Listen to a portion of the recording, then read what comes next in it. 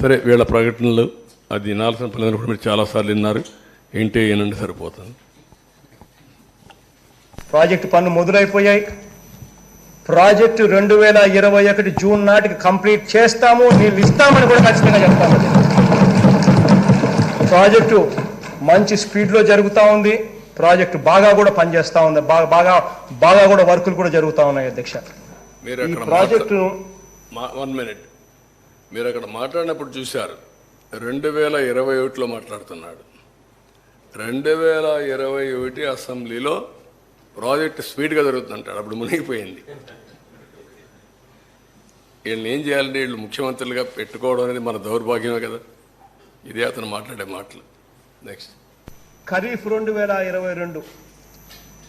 2022 నాటికి నీళ్ళు ఇచ్చే పరిస్థితి తీసుకొని వస్తానని కూడా ఖచ్చితంగా కూడా చెప్తా ఉన్నారు.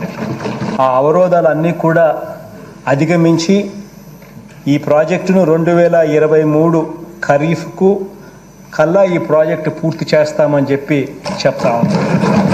సో ఇవన్నీ కూడా అధిగమించి ఇప్పుడు దేవుని దయ వల్ల కొంచెం గాడిలో పడింది. 2025 ఖరీఫ్ కల్లా ఖచ్చితంగా గోదావరి పోలవరం ప్రాజెక్టు పూర్తి చేసి నీళ్లు కూడా పెట్టే పరిస్థితి వస్తుంది. జూలై ఆగస్టులో ఆ వరదలతో 2025 జూలై ఆగస్టులో 41.15 మీటర్లలో నీళ్లు పెట్టే పరిస్థితి కూడా ఏది ఈ పోలవరం ప్రాజెక్ట్ అనేది వెరీ వెరీ కాంప్లికేటెడ్. అంత తేలిగ్గా అర్థం కాదు.